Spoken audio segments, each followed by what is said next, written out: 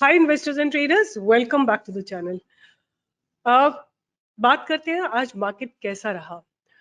आज मार्केट ने एक बहुत जबरदस्त ब्रेकआउट दिया है एंड मेरे हिसाब से निफ्टी ने एक रॉक सॉलिड ब्रेकआउट दिया है। आप देख सकते हैं मेरे सामने सारे सेक्टर्स की लिस्ट है। सबसे टॉप पे था रियलिटी, फिर मेटल, उसके बाद एमएनसी, उसके बाद small cap, FMCG, infra, energy and mid cap. एक सेक्टर जिसने बहुत अच्छा कंट्रीब्यूशन नहीं दिया है वो है बैंकिंग सेक्टर। बट मुझे मेरा अपना पर्सनल परसेप्शन ऐसा है कि जब मेटल में बाय आती है, metal is a very core business of India. Metal में जब बाय आती है मोस्टली आप देखेंगे मेटल एक ऐसा सेगमेंट है जहां एफआईआईज आर हेविली इन्वेस्टेड। अगर मेटल में बाइंग आएगी तो मार्केट डेफिनेटली बहुत रॉक सॉलिड तरीके से ऊपर जाएगा। ये एक रूल अगर आप फॉलो करेंगे कि मेटल सेक्टर को निफ्टी के साथ साथ देखेंगे, और अगर किसी दिन Nifty, bank Nifty and metal तीनों सिंक में है, मार्केट नीचे आ ही नहीं सकता। आज मिड कैप में भी बहुत जबरदस्त बाइंग आई है, मेटल में बाइंग आई है, रियलिटी में बाइंग आई है और एमएनसी में बाइंग आई है।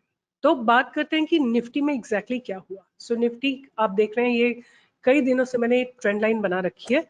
आज निफ्टी ने अपने पास्ट बैरियर को क्रॉस किया है विच इज 18,700 और 18,378 और 379 का 18,739 का हाई लगाया है। इस बैरियर को क्रॉस किया है। It's a very very strong indication. Now what can be expected from Nifty? I think now we can definitely look for 18,900 and 19,000 targets.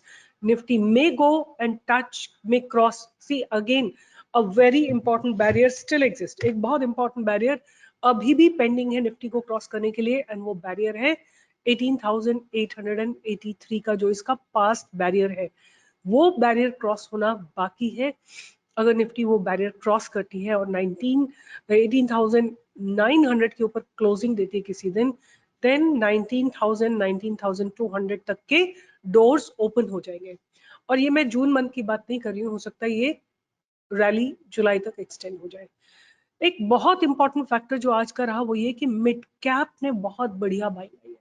ये एक और बहुत अच्छा रीजन है to know that market is rock solid at this point of time, क्योंकि mid cap मतलब cash के stocks में बाइंग आई है ज्यादातर, and that is a very, cash में बाइंग जिस दिन आती है उस दिन it simply means that market is ready for the next bounce. एक जो सेक्टर जिसने कंट्रीब्यूट नहीं किया है वो है banking sector. Again banking, banks जो है एक बहुत स्ट्रॉन्ग रेजिस्टेंस जोन में खड़े हुए हैं ना। हमारे लिए सबसे ज्यादा इंपॉर्टेंट क्या रहेगा? क्रॉसिंग दिस हाई ऑफ 44,500 का हाई क्रॉस होना ज्यादा जरूरी है। अगर वो क्रॉस होता है तो 44,800 45,000 तक के रास्ते इसके खुल जाएंगे। तो ये तो रही निफ्टी और बैंक निफ्टी की बात। और जल्दी से ना इसकी ऑप्शन चेन को भी एक बार देख लेते हैं, what exactly happen in the Nifty and bank Nifty option chain. और फिर हम बात करेंगे कुछ स्टॉक्स की जो मेरे रडार पे हैं। ये आपके सामने है ऑप्शन चेन, और अगर आप नोटिस करते हैं तो there has been a huge call writing. ये सब, सॉरी, पुट राइटिंग, ये ह्यूज पुट राइटिंग है, out of the money huge put writing है from the level of 18,600 18,650 18,700 and 18,750, यहाँ तक आपको पुट राइटिंग मिलेगी। और कॉल राइटिंग की बात करें तो कॉल राइटिंग भी है, ऐसा नहीं है कि बिल्कुल नेग्लिजिबल है, बट वेरी वेरी लेस। अगर हम इसको मानेंगे तो ये दो दो चार और एक पांच, 5.5 6 लाख कॉन्ट्रैक्ट्स हैं इधर। और यहाँ पे अगर हम काउंट करते हैं तो 2 लाख कॉन्ट्रैक्ट है, मतलब 1:3 का रेशियो है। तो call writers are very weak with respect to the put writers. So that is why market looks very very strong as of now. जल्दी से एक और बात कर लेते हैं कि बैंक निफ्टी में क्या हो रहा है। तो बैंक निफ्टी में जो दिखाई दे रहा है as of now, it's almost like equal amount, equal strength है। आप नोटिस करिए, ये पुट राइटर्स हैं, these are the put writers, right?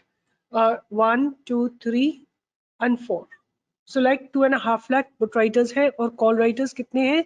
Call writers भी ऑलमोस्ट सिमिलर स्ट्रेंथ है। तो there is a tug of war in Bank Nifty whereas Nifty has a clear stance of going up. ठीक है, इसी बात को ध्यान रखते हुए मैंने 4-5 स्टॉक्स आप लोगों के लिए निकाले हैं, कल के दिन आप उनको रडार पे रख सकते हैं। तो पहला स्टॉक जो मेरे रडार पे है वो है जिंदल स्टील, राइट। आज मेटल सेक्टर ने ब्रेकआउट दिया है, बट इस स्टॉक ने अभी भी अपने लोअर लेवल पे कंसोलिडेट कर रहा है। सो 536 के ऊपर आपको एक अच्छा मूवमेंट आता हुआ दिखाई देगा टिल द लेवल ऑफ 550। दूसरा स्टॉक जो मेरे रडार पे है वो है सेल, मेटल सेक्टर का स्टॉक है और इसमें बाइंग की अपॉर्चुनिटी हमको आती हुई मिलेगी 85.15 के ऊपर फॉर अ टारगेट ऑफ 86.7 और 89 तक के टारगेट फिर आपको आने के दिनों में दिख सकते हैं। ये दूसरा स्टॉक हो गया। तीसरा स्टॉक है ग्रासिम। ग्रासिम में भी मुझे बहुत अच्छे मूवमेंट, बहुत अच्छे डेवलपमेंट होते हुए दिख रहे हैं। यहाँ पे हमारी बाइंग आएगी 1788 के ऊपर।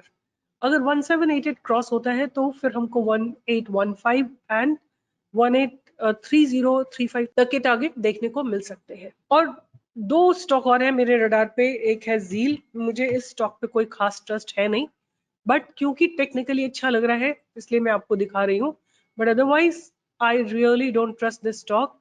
This is a very very deceptive trade. मैं इसमें ज्यादा ट्रेड करना पसंद नहीं करती हूँ, बट ज़ील अगर टेक्निकली देखा जाए तो हायर लोज लगा रहा है। एक इनसाइड कैंडल कल बनी थी, अगर 202.5 के ऊपर जाता है तो आपको इसमें 208 212 के टारगेट देखने को मिल सकते हैं। और लास्ट स्टॉक जो मेरे रडार पे है वो है HDFC AMC।